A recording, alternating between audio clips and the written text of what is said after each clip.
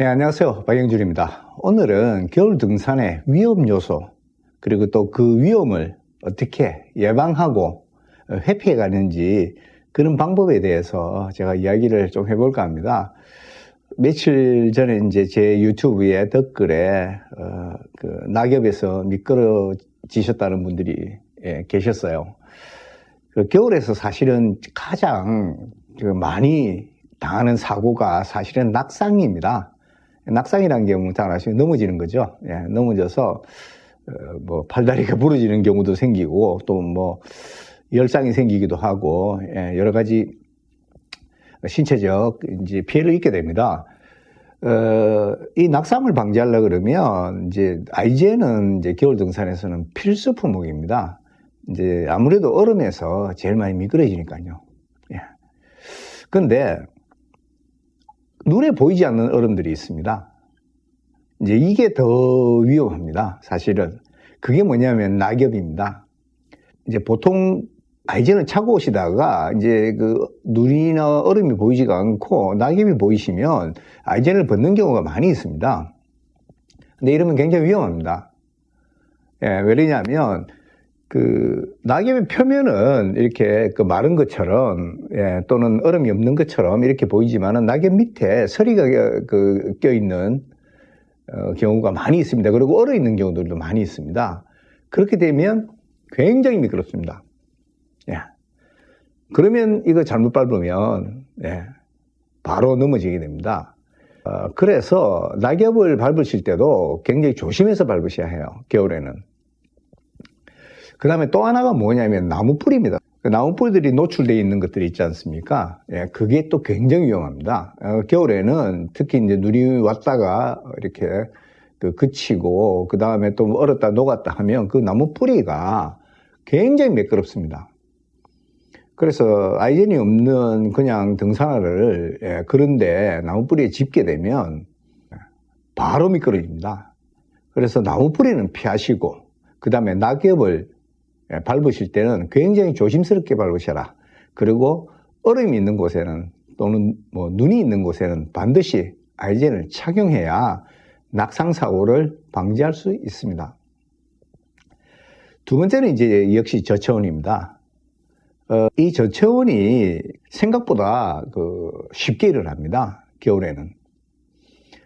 그게 이제 땀이 나기 때문에 그렇습니다. 대부분. 땀이 나서 이제 몸은 체온을 빨리 빼앗기고 있는데, 거기다가 이제 바람이나 이런 것들까지 불어 제끼면 이게 체온이 금방 떨어지는 거죠. 그러면 이제 체온을 계속 유지하는 방법은 계속 움직이는 것인데, 지치고 이러면 빠르게 움직일 체력이나 에너지가 남아있지 않지 않습니까? 이러면 이제 위험에 빠지게 됩니다. 이 저체온을 방지하는 방법은 그렇습니다. 뭐냐면 겨울 산행은 너무 성급하게 힘들어서 올라가시는 거는 별로 좋지 않습니다. 훈련된 사람이나 그렇게 해야 되지, 보통 사람들은 땀이 뻘뻘 나게 겨울 산행을 하시는 거는 상당히 위험한 일입니다. 게다가 이제 심장 쪽에 지병이라도 또는 심장이 약하신 분들 같으시면 이게 굉장히 위험한 운동이 됩니다. 그래서 심장이 부하를 엄청나게 주거든요. 그래서 되도록이면 천천히 걸으셔라. 두 번째는 이제 일단 천천히 걷는다 해도 힘이 들고 그 다음에 조금씩 땀도 나게 마련입니다. 그래서 반드시 추가 보온할 수 있는 의류를 반드시 배낭 속에 넣고 다니셔야 합니다. 언제 어떻게 일이 일어날지 모릅니다. 그래서 겨울에 추가 보온용 의류들은 항상 배낭 속에 넣어 다니셔야 하는 겁니다. 그 다음에 따뜻한 물도 많이 도움이 됩니다. 그래서 보온병이 있지 않습니까? 보온병에 따뜻한 물, 그거를 항상 소지하고 다니셔야 하고, 그 다음에 겨울 산행은 보통 다른 계절의 산행보다 더 많은 체력을 필요로 합니다. 그래서 고열량의 음식들, 간식들을 준비해서 다니셔야 합니다. 그래서 열량을 계속 보충해 주셔야 합니다. 그러면 겨울에 저체온 때문에 고생하시는 일은 없으실 것 같습니다. 세 번째가 이제 이게 가끔씩 일어나긴 하지만은 이거는 정말 그 생명을 위협하게 되는 일이 있는데 이게 이제 산에서 고립되는 겁니다. 이런 일이 그냥 뭐 뒷산이나 다니시는 분들은 뭐 이런 일이 그 고립이라는 이런 일이 일어나지 않지만은 산을 이제 그 뭐 지리산을 들어가신다든지 또는 뭐 설악산 심지어는 이제 한라산 같은 곳에서도 고립이 될 수 있습니다. 뭐냐면 눈이 앞이 안 보일 정도로 내릴 수 있습니다. 이렇게 되면 고립이 됩니다. 제가 이런 경우 이제 저는 있습니다. 여러 번 있는데 예를 들면 한라산 같은 데서 한 20m 앞에, 한 20m는 좀 더 되나요? 한 30m 앞에 가는 사람이 그 사람이 뒤를 따라가고 있었는데 그 사람의 발자국이 눈 위에 있던 발자국들이 옆으로 불어오는 강풍에 그리고 눈보라에 다 날아가 버리는 겁니다. 그래서 발자국이 없어져요. 근데 다행히 한라산은 이렇게 보시면 깃대가 있습니다.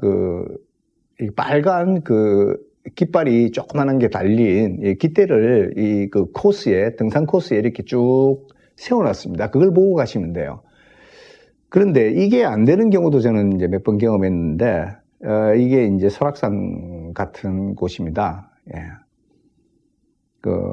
설악산에서 한 3년 전인가요? 눈이 한 2m 정도 적설량이 있을 때가 있었습니다. 그때는 길이 다 없어져 버립니다. 그러면 고립되는 거죠. 그 고립되면 이제 그 문제가 딱 생기는 거죠. 첫 번째는 하산 시간이 늦어지는 겁니다. 그러면 하산 시간이 늦어지면 어떻게 되겠습니까? 비록 이제 눈보라가 그쳤다 하더라도 하산 시간이 늦어지면 야간 산행을 해야 됩니다. 근데 이 야간 산행은 주간과는 매우 다릅니다. 평소에 알던 길도 밤에는 길을 잘 찾으실 수 없어요. 그러면 산속에서 헤매시게 되는 거예요. 이럴 때, 일단은 사실은 이제 눈보라가 너무 심하고 길을 찾을 수 없을 경우는 자꾸 이제 모르는 길로 또는 그 방향 감각을 잃고, 그냥 이렇게 계속 전진하시는 거는 오히려 위험을 가중시킵니다. 차라리 거기서, 정지를 하셔야 돼요. 정지를 하시고 보온대책을 하시는 거예요. 요새는 뭐 그런 것도 많지 않습니까? 비닐 같은 거 덮어 쓰는 것도 있고요. 그 다음에 옷 같은 걸 다 껴입으시고 좀 기다리시는 게 오히려 구조하는 데 도움이 됩니다. 그리고 만약 고립되었다 그러시면 그게 사실은 이제 우리나라에서는 교육이 잘 안 돼서 어렵긴 하지만은 빨리 불을 피우셔야 해요. 불을 피우시면 이제 어두워지고 밤이 되면 이제 구조대들이 그 불빛을 보고 찾아갈 수 있습니다. 그렇지 않으면 그 사람이 어디 있는지 모릅니다. 그래서 이 불을 피우는 것이 굉장히 중요합니다. 또 이제 불을 피우게 되면 체온 손실도 이제 막아주죠. 그 때문에 살아날 수 있습니다. 그 다음에 산에서 이렇게 이제 만약 길을 잃으셨다 그러시면 사실 길을 찾는 방법, 길이라는 것은 이제 뭐냐면 민가나 또는 이제 도로 쪽으로 나가야 되는데 그 방법은 이제 계곡을 이렇게 계곡이 이렇게 있지 않습니까? 산과 산 사이에 또는 봉우리와 봉우리 사이 계곡을 따라서 내려오는 겁니다. 그러면 반드시 계곡 밑에는 이제 물이 흐르기 때문에 계곡에는 계곡 밑에는 민가가 있든지 아니면 이제 도로를 만나게 됩니다. 그런데 여기서도 또 조심하셔야 돼요. 특히 밤에는. 뭐냐면 우리나라 계곡들은 이렇게 계곡이 내려가다가 절벽이 있는 곳이 굉장히 많이 있습니다. 그래서 만약 절벽을 앞에 보이신다 그러면 이렇게 멀리 우회를 하셔야 합니다. 아무리 힘이 들어도 그렇게 하셔야지 겨울에 이제 그런 절벽들을 이렇게 내려오시다가 큰 사고를 당할 수 있습니다. 그래서 우회를 하셔서 계곡 따라서 오시고, 그 다음에 계곡을 오면 물이 대부분이 있거든요. 계곡에는. 그래서 물을 건너시고 할 때도 좀 조심을 하셔야 돼요. 예를 들면 물이 있는데 그 발이 빠져서 그 발이 젖으면 바로 동상이 걸립니다. 그래서 그 물을 건너실 때도 아주 조심스럽게 이렇게 건너셔야 합니다. 그러면 민가에 도착할 수 있습니다. 우리나라 산들은 몇 개 산들 빼고는 그렇게 깊지 않아서 조금 고생하시면 보통 2~3시간이면 그 민가를 찾아서 내려오실 수 있게 됩니다. 오늘은 여기까지입니다. 네, 감사합니다.